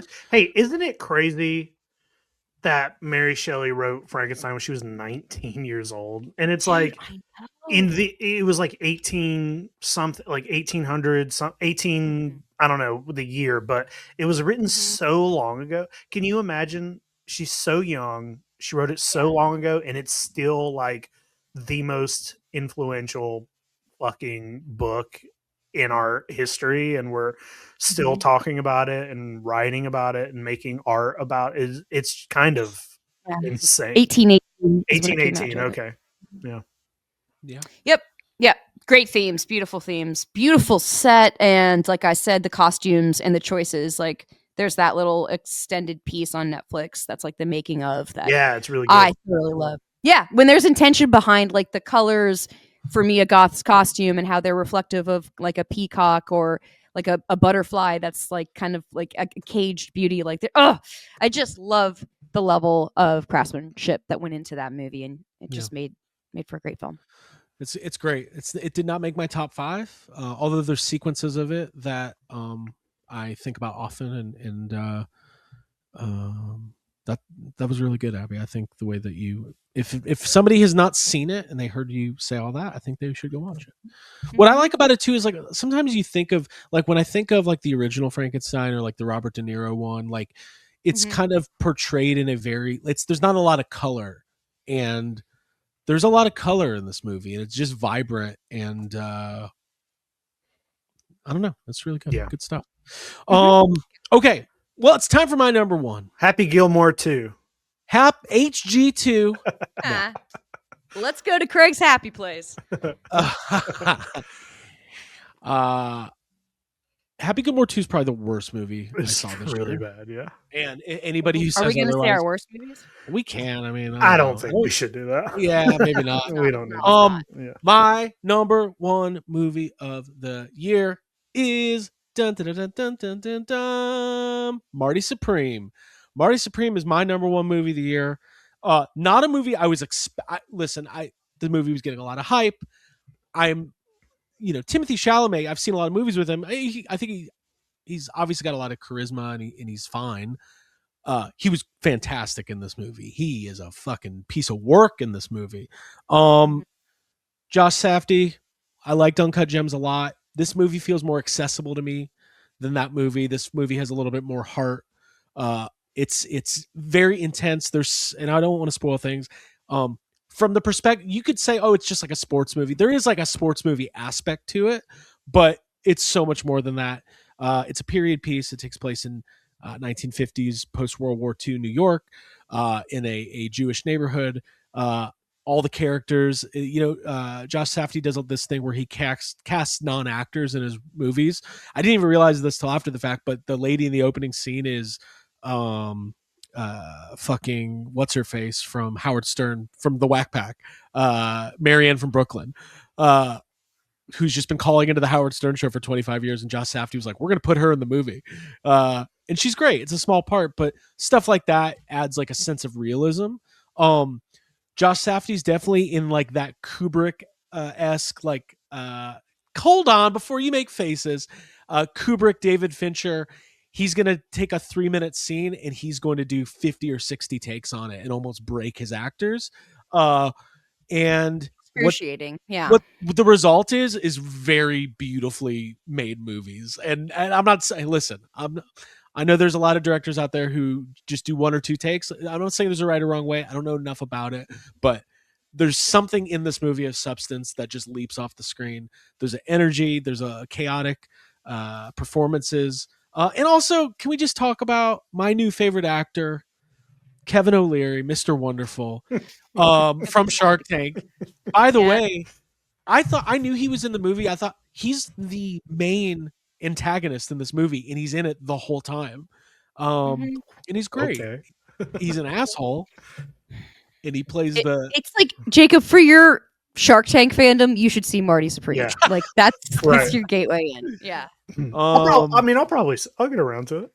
Yeah, it's good. Tyler the Creator, Fran Drescher, and so many more. I just liked it. It was just it was. I think I probably feel about this movie like Abby coming out of a Baby Driver or a movie like that, where it's just like it's something fun and original, and it's like loosely based on a real story of like a real table tennis player. It's about an underdog and a hustler, so that's I think what you're gravitating towards. There's a line in this movie that is so fucking funny, and I don't even remember the exact line, but basically he's talking to there's a girl in this movie that is like the love interest, and she's really good at it too. The actress's name is, I'll get it in a second. Not Gwyneth Paltrow. She's in it though. She's also really good. Odessa. Odessa Azion, really good. Gwyneth Paltrow was really good in this. But he looks at her at one point, his girl, and he's like, Timothy Chalamet, he's like, you don't understand. My life means something. I'm destined for greatness. Yours doesn't. And he just said, and it's like, and she's like, oh, okay. Like she just goes along with it. I love it. Been thinking about it a lot. Abby, I thought this was gonna maybe crack your top 5. I was actually surprised. It made my honorable mentions. And I did it. I think it didn't maybe have like the heart and soul that I need, or like the tortured monster who like really is lovable and loving on the inside. Like that's my shit. Yeah, you don't want too much confidence in your main character. That's it. I get No, it. dude, I don't need. Although I will say Timothy Chalamet was like perfect in the role and does play like the asshole, saying things that make you go, "Oh my fucking god!" Like I enjoyed that. I wouldn't say the movie's about great people doing like great, wonderful things, but it's a very fucking interesting movie about people pushed with their backs to the wall, and how you have to like scramble, and the whole movie feels like a scramble, and I liked that. The only thing I'm sad about is I don't know what the deal is with the Safdie brothers. I don't know if they've like broken up or they're doing their own things. They were supposed to do a sports card movie with Adam Sandler, like in the similar vein of Uncut Gems, and that's just something I want to see. Okay. You do. Okay. I do. All right. That's for me. I loved Marty Supreme. Cutthroat sports card movie. Okay. I do want to see Cutthroat. It could be fun. There's so many good movies this year, though. Like that. I mean, this Yeah. was a fun list to make. Yeah, so much to love. Yeah. I think all the movies we picked are worthy. All good stuff. Yeah, there's a lot. There's all good stuff on there. Yeah. I had, you know, honorable mentions though. Yeah, my honorable. I'm just gonna go through them real quick. My honorable mentions were just it was Sinners, Weapons, and then I put 28 Years Later because that movie is so strange and a really good follow up to the original. And that's it. That's all I put. Oh yeah, I've got Begonia was the first mention. So close, like you know, we've already talked about it. K-pop Demon Hunters. Just I went so deep into that fandom. And it was an influential movie for people of all ages. It was accessible to everyone, and I think it just was groundbreaking and is like changing things with in terms of like, oh, a song from a Netflix movie can like rise to number one, and these can be like these characters that were created for this movie that was just kind of I don't know what exactly they like were anticipating, but the fact that it blew up is amazing, and I found it to be very inspirational. I also like Marty Supreme, which is on my list, and the other movie I put on here, I have to make sure 100%. Yeah, Companion was on my list too. I really enjoyed Companion. That was good. I almost had that on my my honorable mention. That was a good movie. Yeah, love that. Yeah, love a sentient AI being seeking revenge on dudes. Very cool. Yeah. And I also like the movie Companion. I actually did like the movie Companion. My honorable mentions: Frankenstein. It's right up there. So good. Liked it way more than I was expecting. Weapons as well. And then the only third one was actually a documentary, which I was never going to include in my top 5 because I just don't. I think documentaries are their own thing. It's kind of hard to put them in the same bucket.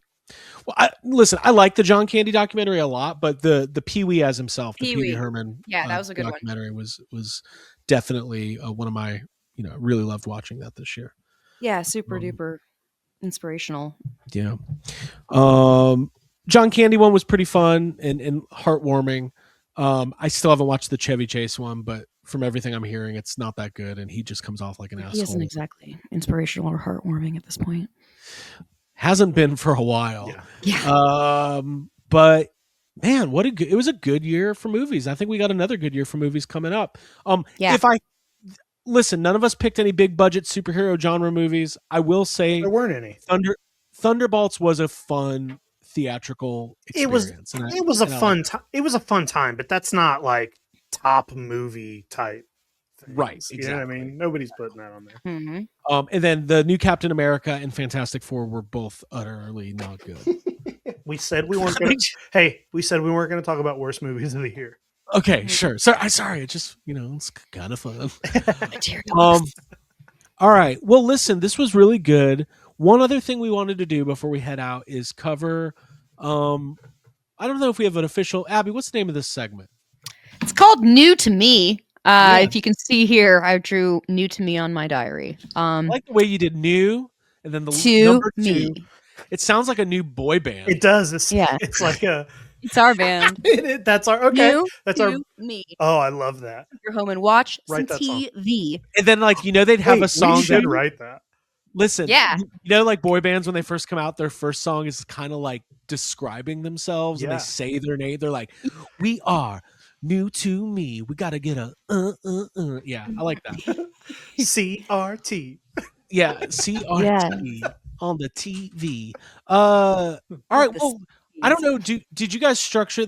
I had a lot of trouble with this one because I think because you don't consume a lot of old media. You only watch what's new. Is that why? Or I think I only consume old media, but it's the same shit over and over. So I can't put You don't read? Seinfeld, Yeah.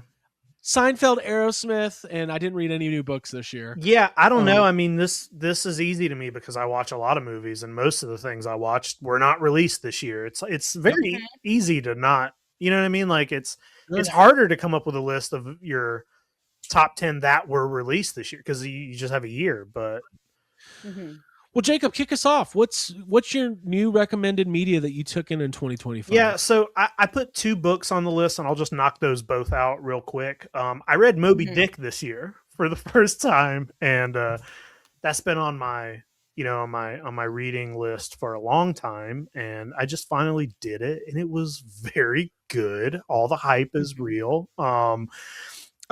And the other book I read was a Peter Benchley book called The Girl of the Sea of Cortez, and it's a book that I've been carrying around in my book bag for probably like 2 years because I was planning on reading it and I just never did. So this year I sat down and I read it, and it's very good. And it's like it's about this girl. It's about this like family. It kind of made me feel like I looked up to see if Moana was based on this at all because it's like Okay. it is like about this girl who her and her family, like they live in a fishing village on an island, and how they make money is they go out and they fish, you know what I mean? And then the girl one day encounters a larger than average manta ray, really big one, and she kind of develops a bond with it, and she helps it, and it becomes like a kind of follows her around and stuff, and she starts to look at sea life a little differently, and she starts like her brother and his friends are like the big fishermen who are out here just like decimating the fucking they're fishing everything up and like killing all the fish, and she has been a part of that her whole life, but she starts to like look at these animals as more than just like food, and she starts to feel bad, and it turns into like a big conflict because she's from this like big fishing family and culture, and it's fucking great. And I was like, oh, this is amazing. So yeah, those are the books I have on the list. I have some movies, but maybe we'll just go in a we'll go around. Well, I just want to we'll let do you know books. that reminded me of the worst movie I saw this year, which was Moana 2. Oh, I didn't watch that. Watch on a plane. One of the worst. Like I like the first one a lot. You watched I think- Moana 2 on an air, which that's so I don't funny. know. I'm just picturing you watching that on an airplane. It's funny. Yeah. Abby, am I don't right? think- It sucked, right? Yeah, it wasn't the songs weren't as strong. There was a lot of additional characters that I don't know if they were a really great addition. I loved the first Moana, and yeah, Jacob, this book that you're talking about sounds like something I would like. It's good, Yeah, I like that. I grew up. There was a book I liked growing up called Island of the Blue Dolphin, I believe, and it was about a girl that like was surviving on her own on an island, like hunting, fishing, and like then befriending animals. So I love that kind of shit. Yeah. Island of the cool. Blue Dolphins sounds like wave 2 of Cryptoids after War for the Green Planet. Oh wait, let's do that. Stay tuned. Abby, books? Yeah, books for me. I started and finished 2 books by the same author who's I've been told to read this guy's books for a while by my friend Julia. And I've seen stuff about these books. The Kingkiller Chronicles are their names, and they're by Patrick Rothfuss. The first book that I read was called The Name of the Wind, and it was fucking incredible. The best world building that I have experienced in quite some time. The most like sympathetic, incredible, like talk about falling in love with a character and like having feelings for them. Kvothe is the main character in this movie, and following his journey, his coming of age, and then his like ascent, because this character becomes kind of almost godlike in a lot of ways, and goes through such difficulty, and is an orphan, and just literally, like I was saying, the world building, the fact that there's a lot of musical stuff in the book. The main character Kvothe plays a lute, and that is how he kind of lures his love interests. And I just love fantasy stuff. And I also loved the fact that this book was both this and A Wise Man's Fear are like subtly extremely feminist books that really make you like in between the lines kind of subtext way realize like, oh, well, this guy like literally is like has a good head on his shoulders, the dude writing it, and it makes you feel appreciated as a female and empowered and strengthened, and also just like taken away and inspired to a whole nother land. And I just love that shit. That's what I live for. Yeah, that sounds awesome. Yeah, hell Oh, yeah. yeah. Nice. Thanks, Julia. Was there any other books? Oh yeah. Also, I read Wuthering Heights, which I guess went from this end of this year to the end of 2025. I finished it this year.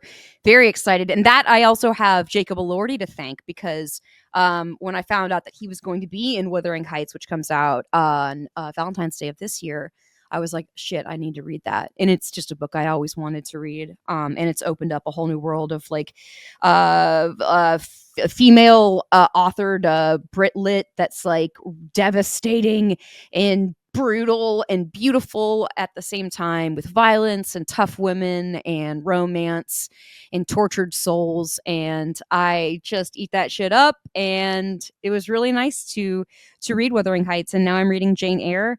And I saw that movie as a kid, the old black and white version, and I was familiar with the subject matter, but it is striking me on a chord and in a way that I didn't think it would. So I'm just tearing through it. And I love listening to my books with a candle on in my room. There's just something like timeless about it. Yeah, with my cat and my tea, my cup of green tea. Mm-hmm. It's awesome. That's awesome. Yeah. That sounds so nice. Thank you. Yeah, thanks. Craig, any books? Yeah, I read 2 books this year. And they were both great. They're both about the same subject matter. The first book is Beyond Nitro, Untold Stories from the WCW era by Guy Evans. So Awesome. he wrote this book a couple years ago called Nitro, which was this like incredibly extensive, intense telling of the entire story of the rise and fall of WCW. Mm-hmm. For those who don't know what I'm talking about, professional wrestling in the late 90s, Yeah. World Championship Wrestling. Interviewed like a lot of times these books kind of like scratch the surface. They talk to the same, 5 or 6 guys. This guy interviewed every single person who like worked at Turner Sports, like every, up from accountants to executives to like, and really put together like this, more accurate portrayal of what happened. And then he wrote another one that delves even further into it with all new interviews and stories. It gets more into the Thunder era. Listen, I'm a professional wrestling fan. I'm fascinated by that stuff. And I love, I don't read much fiction at all. I tend to read nonfiction, either autobiographies or biographies or these types of books. And the second book I read was in the same vein. The book is called Say Hello to the Bad Guys, How the New World Order Changed America, written by Mark Ramadi, who's a ESPN author. This book was specifically about the rise of the NWO. A lot of the same subject matter covered in not as extensive detail, but I still fucking loved every second of it. That's awesome. So those are my 2 books from this show. Those sound I mean, those sound fun. I would listen to that on a drive or something, And here's the other thing, a little tip. The WD-40. Yep. The WD-40. Listen, my doors are squeaking, folks. WWE has 2 channels on YouTube that rolled out this year that are called WWE Vault and WCW Vault. And I have been tearing through this week specifically. They have over 3 videos, like an 8-hour compilation of every single NWO segment that aired from 1996 to 2000. And holy shit. A lot of the times when you watch those best of DVDs, they kind of showed the same stuff over and over, but this is like triggering memories that I completely I want to see that. Forgot about. I want to see that. I would sit and watch some NWO. Come on over, man. That's amazing. Dude, we'll have a Nitro party. We'll bring back We Nitro. should. Let's all Flintons? dress up. Let's all dress up. Yeah. I'm already dressed. No, I Um, mean as wrestlers. You got to dress like a wrestler. Oh, okay. Yeah. Speaking of which, so we'll talk about the Jeffries later. Yeah. Okay. Okay. Cool. I love that. Jacob, what else? Hey, real quick before we get off of books, I want to say one more thing that I kind of skipped on Moby Dick a little bit, and I just wanted to say, Mhm. like, I know a lot of times when people think of books like Moby Dick, you think of just like academic, like, oh, it's a book people read in school or whatever. Yeah. If you're a big Jaws person, if you're a big Jaws guy, you know, a lot of Jaws was inspired by Moby Dick, and when I read the book, I was like, oh, this is like Jaws is like a spiritual remake of Moby Dick. It really is. And there's, you know, there's moments in Moby Dick where they're talking about Martha's Vineyard. And I was like, it really made me feel, you know, like I was like, God, I wish I was in Martha's Vineyard reading this book. Like there's a lot of Yeah. that Massachusetts talk, and they sing "Show Me the Way to Go Home" at one point in Moby Dick, and I was like, what Yeah. the fuck? I remember writing it down. I was like, on page whatever of Moby Dick, they're singing the song they do in Jaws. And then also, like, if you don't know this, if you've ever read Jaws, Quint dies the same way Ahab dies. Like it's they mirror each other a lot. So like Yeah. there is this huge, if you're a big Jaws fan, reading Moby Dick is like there's a big connection to it. So just wanted to say Yeah. that before we kept Very going. cool. I can talk about some movies real quick. Yeah, go for it. The first one I'll mention is you know, whenever I read a book, the thing that I love to do is to see if there's any film adaptations. And I know there's Yeah. lots of Moby Dick adaptations, and I had already seen many of them. But in doing research after I read Moby Dick, I found out that there is a movie, you know, slightly based on Moby Dick called The White Buffalo. It Okay. is a 70s film.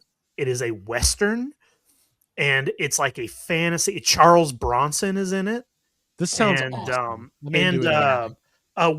Will Sampson, who is the guy from One Flew Over the Cuckoo's Nest, is in it. Mhm. Mhm. And the story is about Wild Bill Hickok and Crazy Horse, Mhm.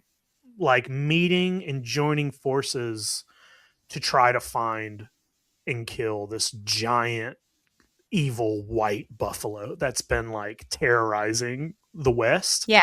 And you know, it sounded really silly to me, and I was like, all right, I gotta watch this. And I watched it, and it's awesome. And as soon as I got done watching it, I ordered a copy. Like I ordered the Blu-ray of it immediately because it was such a weird, well done movie. And the Mhm. buffalo itself is an animatronic, and it's this giant, crazy looking beast of a buffalo. And I was like, this movie is awesome. I was like, how have I never heard of this before? Yeah. So that's the first movie. I got a couple more. I don't know. Should I just go, or how Yeah, should we go do for it. Yeah, knock Okay. them out.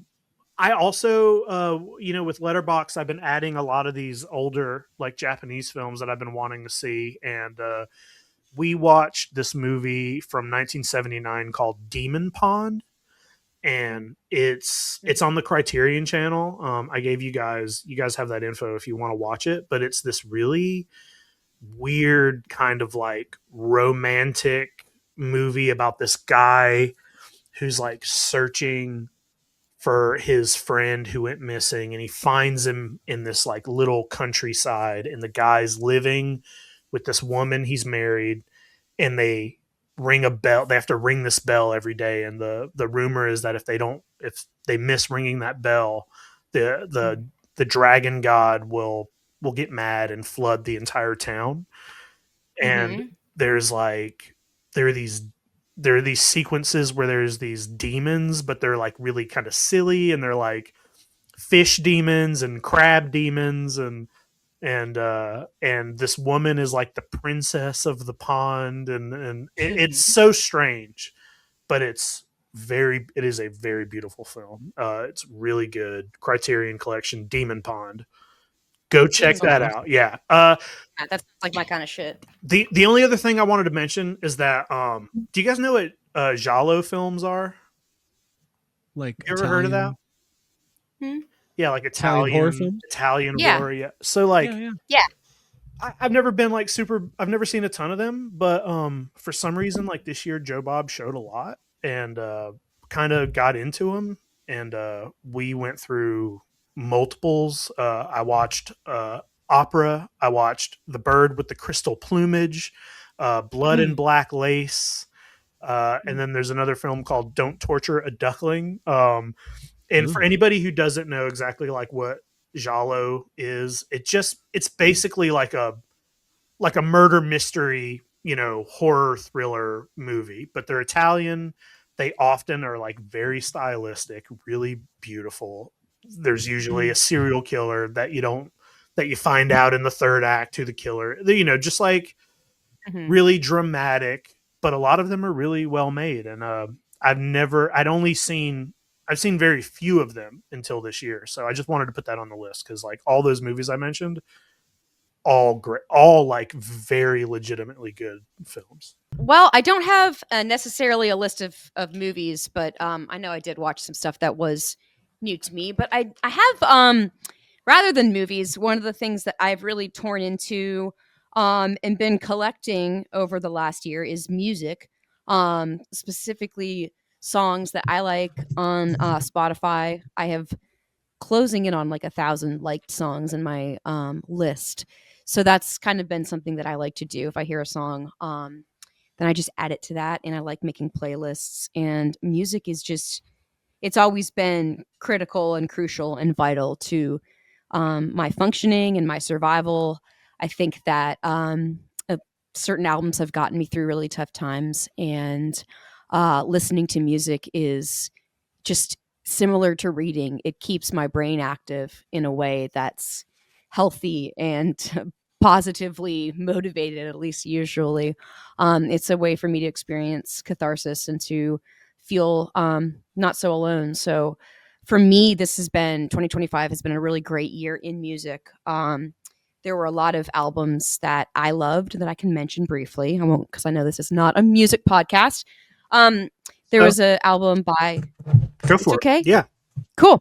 Good, because all this stuff means a lot to me. I have my headphones in all the time. I have like audio sensory issues. So, and we travel a lot. So when I'm on a plane or when I'm walking through a train station or an unfamiliar area where there's lots of people, it's important to me to connect to something and to anchor myself. So listening to new music is incredibly important because then I can form new memories associated with it rather than just going back to the well. It's important, I think, to keep switching it up. So this year, my favorite album was by a band called Wet Leg.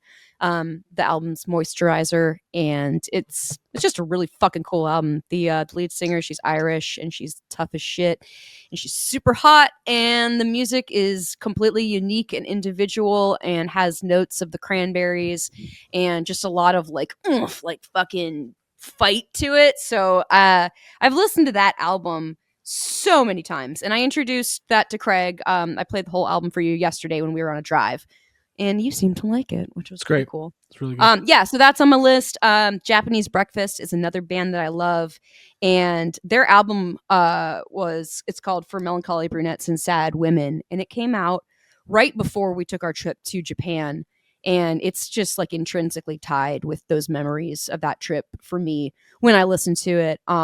I even actually remember being in a McDonald's in Japan and Japanese Breakfast was playing, and I was like, I had to take a little video. While you and were it was eating a Japanese breakfast?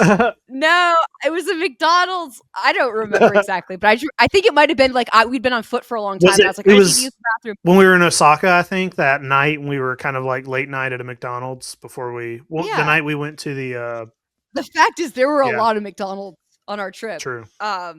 Yeah, so true, and it's Missed that. just a beautiful album that I love, and they're probably my favorite band. God damn it. And then as I continue to roll on, I think this is someone that both of y'all really like. Haley Williams.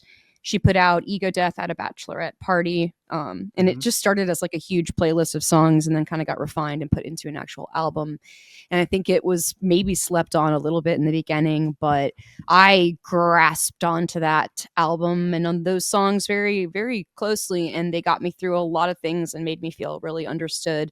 And I love Hayley Williams and Paramore. And I think that she's gone through a huge growth process and has changed a lot and evolved and is just very, very smart and has the voice of an angel. She just gets stuck in my head like candy, and I love it.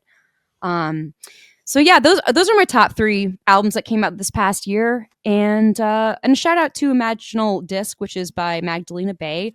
That's a band that I got really into over the summer, and I got to see them, and it was a fantastic show. And they're all about performance art stuff and set pieces and themes and drama and storytelling.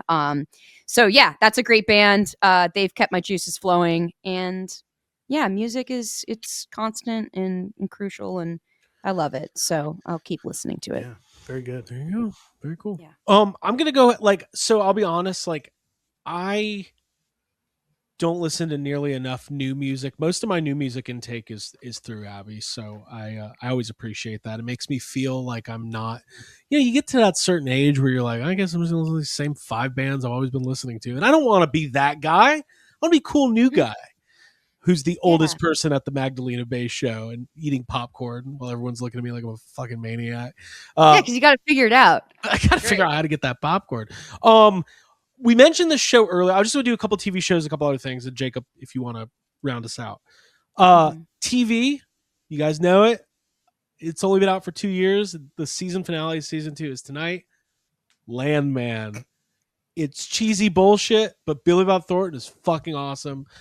That's all I'll say. You're either watching it or you're not. It's like the NWO. You're either in or you're not. It's like Land Shark. I feel like that show is just knocking at the door, waiting to come in. Which one? Land Shark? Isn't that an old SNL sketch? Oh yeah, Mhm. yeah. The shark would come to the door. We mentioned the show earlier, but I never watched it until this year, and it's become a total rewatchable for me. And that's Detroiters, which is the Tim Robinson show. That's so good. I think it's some of the funniest stuff I've ever seen in my life, and some of those episodes, like we just rewatched the episode with the clown the other day, and the hustle, Yeah. and the mustache jokes. Did you see? and- There's a video going around on Instagram of this guy who's at a basketball game, and both of the Detroiters are there, and he's wearing a D2 Roy shirt.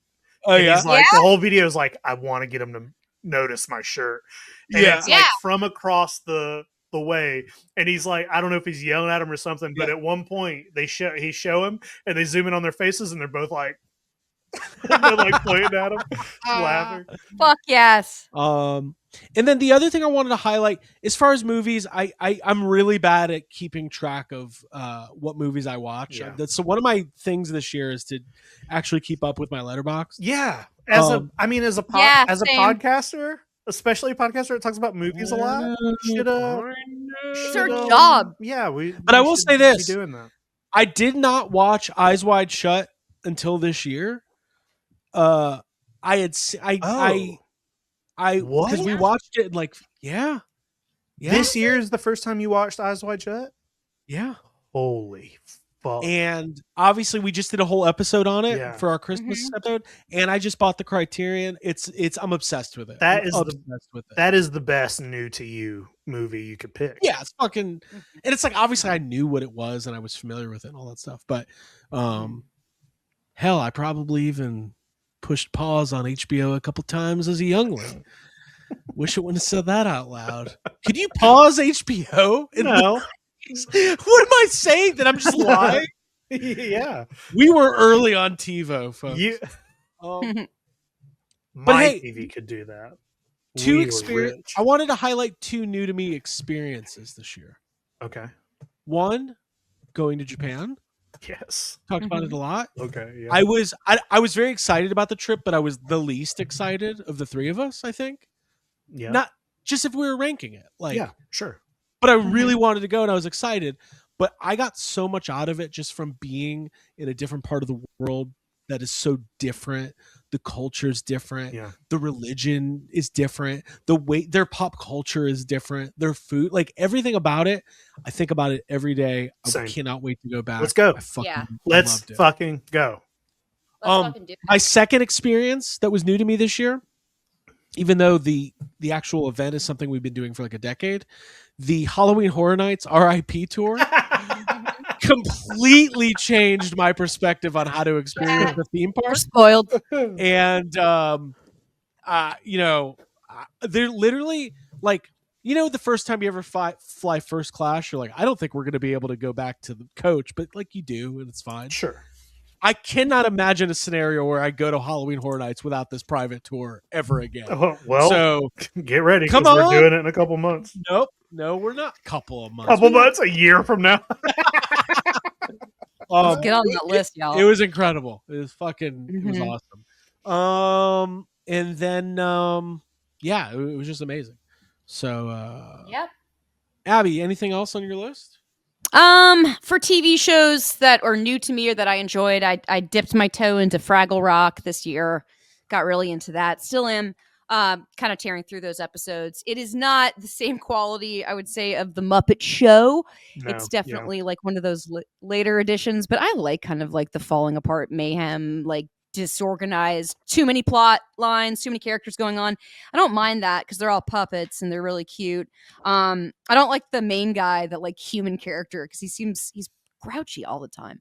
But I really like the Fraggles themselves. I love that they sing and have their own secret hidden world. That's something that like really piques my childhood type interest. To be like, Sure. oh, there's a secret world of critters in there, and that's awesome. So love Fraggle Rock. Started watching Deep Space Nine, and I'm probably only 2 or 3 episodes into that, but it was a lot of fun. Started watching that when Jess was hanging out over here. We Um, literally watched about 5 episodes 2 or 3 days ago. We put it on. It's a good Just ass put it show. on, and we put it on from where you guys left off, like episode 2 Yeah. or 3, and just it'd been so long since I'd Yeah. seen any of it. We've been watching it too. Ready to tear back into that.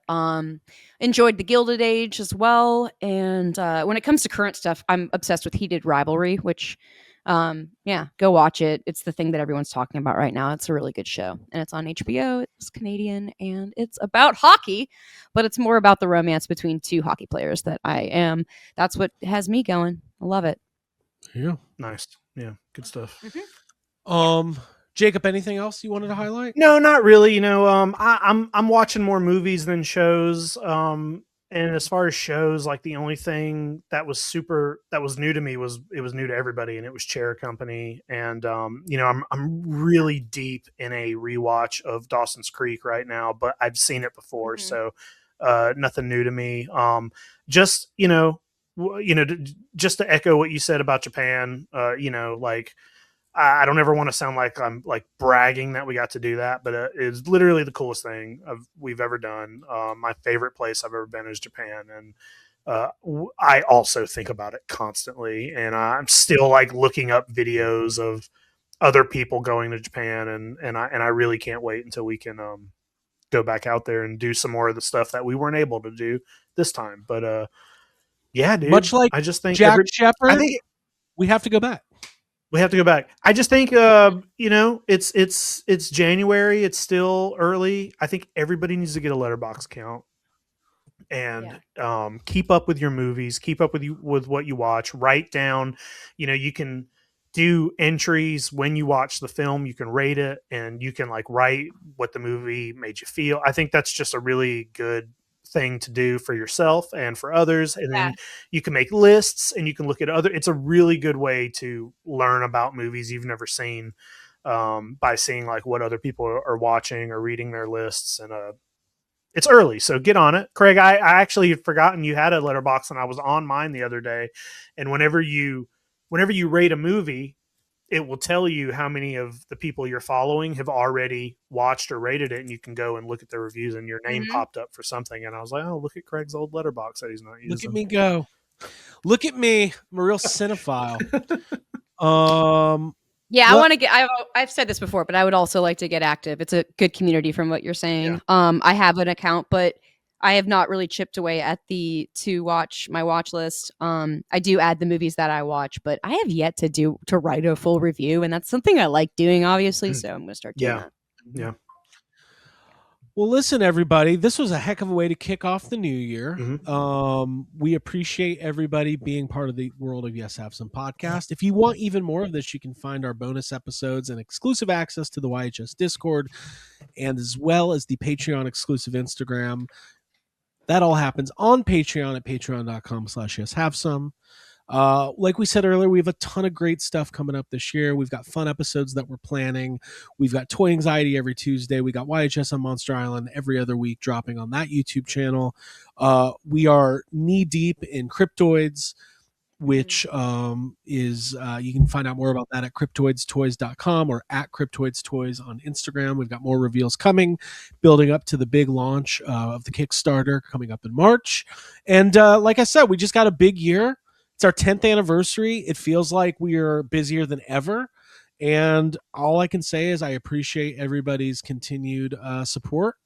And I have enjoyed talking about Landman with everybody this evening. Big season finale tonight. And the Bears won last night. This is what a great... I'm having Don't ruin this episode with sports. Come on. Abby already brought up hockey. Yeah, that's different. It's way different. Yeah, it is. Yeah. I'm good for you, Craig, with the win for the Bears. Yeah. Yeah, you did a lot for them. I did it. It was me. Yeah, I think that. Yeah, you they did. What do they throw balls really good? They throw ball in did the air. throw and catch balls balls. really Good good. job. Okay, you caught a They ball. threw balls Cool. really good. Hey, Good job, guys. and Abby, congratulations on 13 years of. Thanks. Yeah, absolutely. of course. Yeah, Thank you. awesome. It's all interwoven. This is the braid that Yeah. makes me who I am. So podcasting is part of it, and thanks to all who listen. Y'all are the reason. Yeah, So. we're like the conditioner and the braid and the conditioner Yeah. and the shampoo. Mhm. And then there's dry shampoo. Sometimes like Little Couple dry. days. you got a little spray, a little dry shampoo in there, keep it going. You just gotta keep Dude, it I'm going. out of that. I need to get some more. Yeah, I'll get you through those days. Yeah. For Today- Abigail Today's Gardner, dry shampoo day for me, by the way. Yeah. Heard. Yeah, mine Is that what just the a day to do, DS? No wash. Nintendo DS, is that what that stood for? Yeah, Nintendo dry shampoo. Nintendo dry shampoo. Yep. Kids love dry shampoo. I do. For Abigail Gardner, Jacob Walsh, my name is Craig Goldberg. We will see you next time on YHS Podcast. Goodbye. Bye. Bye, y'all. Do you want some coffee, Mr. Tully? Do I? Yes, have some. Yes, have some.